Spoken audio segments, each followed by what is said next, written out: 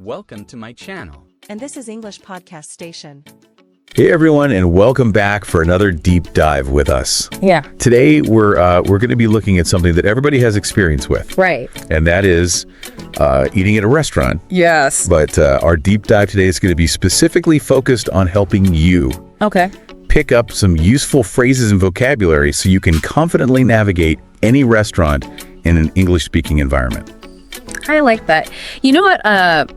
I'm really excited about this one because there's something magical, I think, about being able to confidently order and enjoy a meal in another language. Right. It's like you're unlocking a secret door to a whole new world of flavors and experiences. Yeah, and the sources that we have this time, which include language learning guides and podcast scripts and even some real-life stories, they all focus on American English. Okay.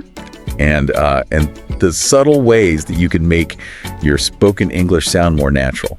You know, I think that's what makes this deep dive so valuable. Yeah. Is that it highlights how interconnected language and culture are, especially when we're talking about something as universal as dining. Okay, let's jump into it. Great.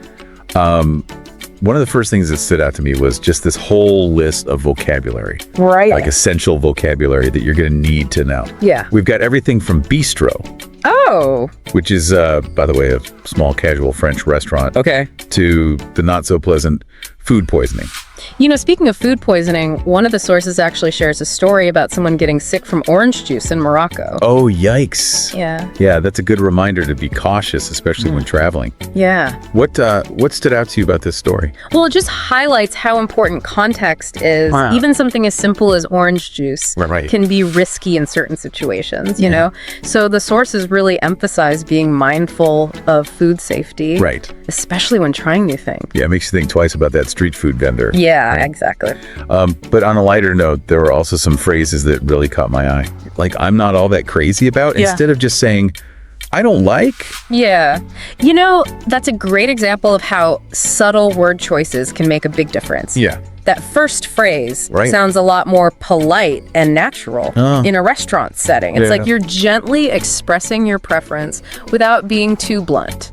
It's like the difference between saying, that dress is hideous, Yeah. and that dress isn't really my style. Exactly. Same message, but deliver it in a much more diplomatic way. Exactly. And that's what these sources are all about, giving you the tools to communicate effectively and respectfully in different situations. Yeah. Now, speaking of communication, there's one phrase that really jumped out at me. Okay. It was, you gotta give them a try. I love that one. Yeah? It's so enthusiastic and encouraging. Yeah. Makes you want to try whatever they're talking about, even if it's something you've never had before. What's interesting here is the use of contractions. Oh, yeah. You know, saying you gotta instead of you have got to or you have to instantly makes it sound so much more Yeah. friendly and conversational. It's like you're saying, hey, trust me on this one. You won't be disappointed. Right. And that's a key takeaway, I think, for anyone learning English. Right. Contractions are your friends. Yeah. They make your English sound so much more natural and fluent, especially in informal settings like restaurants. So it's not just about knowing the right words. It's about knowing how to use them in a way that feels natural and authentic. Absolutely. And speaking of authentic, let's talk about the differences between appetizers and entrees. Okay. This is where cultural nuances can really come into play. Yeah, that's a great point. I remember reading in one of the sources that in some cultures, it's all about sharing multiple small dishes. Right. While in American dining, there's a clear distinction between appetizers, which are like the starters, and the entrees, which are the main courses. Exactly. And understanding that difference can help you navigate the menu and order a meal that you'll actually enjoy. Okay, so we've got the basics of vocabulary and cultural differences down. Okay. But what about the actual process of ordering? Well, one of the sources actually breaks down a typical restaurant interaction step by step. Okay. And it starts with being greeted by the host. Oh, right. And then you might be asked if you have a reservation. Exactly. And that's where having a few key phrases up your sleeve can really come in handy. Yeah. Something like, I have a reservation for 2 under your name will make a great first impression. It's about showing that you're comfortable and confident, even if you're still learning the language. And that confidence can really enhance the whole dining experience. So like you're saying, I'm here to enjoy myself and embrace this cultural exchange. So it's about more than just getting the food. It's about engaging with the culture and the people around you. Absolutely. And that's where mastering restaurant English can really make a difference. It gives you the tools to not just survive, Yeah. but thrive Right. in an English-speaking environment. All right, we've covered a lot of ground so far. Okay. But let's zoom in on a specific scenario dealing with allergies. Yeah. This is something that can be tricky even in your native language. You're absolutely right. The sources provide some really helpful phrases for this. Okay. Like, I'm allergic to food item. Or, could you tell me if this dish contains allergen? It's like having a script for those potentially awkward moments. Exactly. And it shows how much thought and care go into creating these language learning resources. Yeah. They're not just teaching you words, they're equipping you with the tools to handle real life situations. It's about empowering you to take control of your dining experience. Yes. And ensure that it's enjoyable and safe. And speaking of safety, let's circle back to that food poisoning anecdote for a moment. Oh, yeah. It's a good reminder to be mindful of what you're eating, Yeah. especially when traveling to new places. Yeah, totally. Yeah. One of the sources actually provides a list of tips for avoiding food poisoning, Okay. like being cautious with street food. Right. And making sure your food is cooked thoroughly. Those are great tips. And it highlights the importance of doing your research Right. before you travel. You familiarize yourself with local customs Yeah. and food safety guidelines. It's about being prepared and taking steps to protect your health Yes. so you can fully enjoy the culinary adventure. Right. And speaking of adventures, let's shift gears and talk about Okay. dining etiquette. Okay. The sources really emphasize how Yeah. what's considered polite in one culture Right. can be totally different in another. It's fascinating, isn't it? It is. For example, we talked earlier about tipping in the US, but the sources point out that in Japan, Yeah, it can actually be seen as insulting. it's true. It really makes you realize how much we take for granted. Yeah. In our own cultures, I would never have thought that tipping could be offensive. And that's why these sources are so helpful. Right. They encourage listeners to do their research and learn about local customs before traveling. Right. It can prevent a lot of unintentional mistakes. Like slurping noodles in Japan. The sources mention that that's totally acceptable there, but in the US, it might raise a few eyebrows. Exactly. It's all about understanding the cultural context. Right.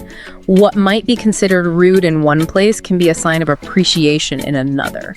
So what does this mean for our listener who wants to master restaurant English? It means going beyond just vocabulary and grammar. Okay. It's about understanding the cultural nuances that surround dining.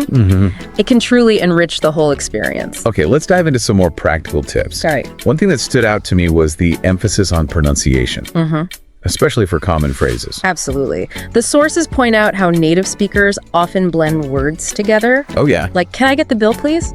Becomes more like, I get the bill, please. It's subtle, but it makes a huge difference. It's like learning the rhythm of a language, Yeah. not just the individual words. That's a great analogy. Yeah. And the more you practice these patterns, the more natural and confident your spoken English will become. And that confidence can make all the difference when you're in a new environment. Right. Speaking of which, the sources have some great tips for handling specific situations, like making a reservation. Right. Something simple like I'd like to make a reservation for 2 can go a long way. But what if you're not sure if they have availability? The sources suggest something like, do you have any tables available this evening? Okay, It's clear, Yeah. polite, and it gets the point across. perfect. Now, what about dealing with allergies? I know that can be a bit tricky. The sources have you covered there too. They provide phrases like, I'm allergic to shellfish, Oh! or could you tell me if this dish contains nuts? It's like having a handy script Right. for those potentially awkward moments. It really is. And it shows how these language resources can help you navigate real life situations. Okay, we've talked about ordering etiquette and some specific scenarios. Right. What about understanding the menu? Yeah. Sometimes that can be a challenge in itself. The sources offer some great advice for that. Okay. They suggest looking for familiar words or Okay. ingredients, Yeah. even if the dish itself sounds unfamiliar. And what about those times when you just have no idea what something is? Don't be afraid to ask. Okay. The sources encourage you to ask your server for recommendations or Oh. explanations. Okay. It's a chance to learn something new Yeah. and maybe even discover a new favorite dish. It's about embracing the adventure and not letting fear hold you back. Exactly. And who knows, you might even end up with a funny story to tell. Right. One of the sources actually shared an anecdote about someone who accidentally ordered snails because they didn't understand the menu. Oh, that's hilarious. Yeah. But it's a good reminder to be open to new experiences. It is. Sometimes the best meals are the ones you least expect. Absolutely. And speaking of unexpected experiences, the sources also touch on the importance of being aware of local drinking customs. Oh, right. Like how in some cultures, it's considered rude to refuse a drink. Exactly. It's those little things that can make a big difference in how you're perceived. So it's not just about what you say, it's about understanding the unspoken rules of social interaction. And that's where mastering restaurant English goes beyond just language. It's about cultural fluency. It's about connecting with people on a deeper level, even if you don't share the same native language. Now, speaking of connection, let's talk about Okay. body language. Oh, okay. I was surprised how much the sources emphasize using nonverbal cues, Yeah. especially when there might be a language barrier. It makes sense, though, doesn't it? It does. Even in our own language, we convey so much through facial expressions. Right. Gestures, even eye contact. Absolutely. And the sources point out that this is especially helpful in restaurants. Oh, okay. You know, things like pointing to a menu item or making a gesture to indicate how much you want can really help get your message across. That's so true. I've definitely used those tactics when traveling. Yeah. What about those times when you're trying to have a more in-depth conversation, though? Well, the sources recommend speaking slowly and clearly Okay. and not being afraid to ask for clarification if you don't understand something. It's about being patient and understanding that communication is a two-way street. Absolutely. And it's also about embracing the humor Yeah. in those moments when things get lost in translation. Right. One of the sources shared a story about someone who accidentally complimented the waiter's hat Oh, no. when they were actually trying to ask for the bill. I can just imagine the waiter's reaction. But those kinds of stories are what make traveling so memorable. They really do. And they remind us that even when we make mistakes, we can still learn and grow from the experience. Okay, we've covered so much ground today. From essential vocabulary and pronunciation tips to cultural nuances and practical advice for navigating different situations. Right. What are some key takeaways for our listener? Well, I think the biggest takeaway is that mastering restaurant English is about more than just ordering food. Okay. It's about gaining the confidence to communicate effectively in a different culture. It's about transforming a simple meal into a cultural adventure full of delicious discoveries and unexpected connections. Exactly. And the sources have given us a fantastic toolkit to embark on that adventure. So to our listener, we encourage you to take what you've learned today and put it into practice. Yes. Don't be afraid to step outside your comfort zone. Yeah. Try new things and embrace the joy of connecting with different cultures through the universal language of food. And remember, even if you make mistakes, it's all part of the learning process. That's right. So go out there, explore, and savor every bite of the experience. Bon appétit. And until next time, happy dining. Body language. Okay. I was surprised how much the sources emphasized using nonverbal cues. Yeah. Especially when there might be a language barrier. Right. Makes sense, though, doesn't it? Even in our own language, we convey so much through facial expressions and gestures. Right. Even eye contact. Absolutely. And the sources point out that this is especially helpful in restaurants. Oh, okay. Things like pointing to a menu item or making a gesture to indicate how much you want can really help get your message across. That's true. Yeah, I've definitely used those tactics when traveling. But what about those times when you're trying to have a more in-depth conversation? The sources recommend speaking slowly and clearly Okay. and not being afraid to ask for clarification if you don't understand something. Right. It's about being patient and understanding that communication is a two-way street. Absolutely. And it's also about embracing the humor in those moments when things get lost in translation. One of the sources shared a story about someone who accidentally complimented the waiter's hat when they were actually trying to ask for the bill. Oh, I can just imagine the waiter's reaction. But those kinds of stories are what make traveling so memorable. They really do. And they remind us that even when we make mistakes, we can still learn and grow from the experience. Right. So it seems like the sources are really encouraging us to embrace those moments of potential awkwardness or miscommunication, because that's all part of the fun of It's all part of the journey. the journey. Yeah. And it's those moments that often lead to the best stories. The best stories. Absolutely. So we've covered so much ground today, from essential vocabulary and pronunciation tips to cultural nuances and practical advice for navigating different situations. Yeah. Do you have any final thoughts for our listener? What are some key takeaways?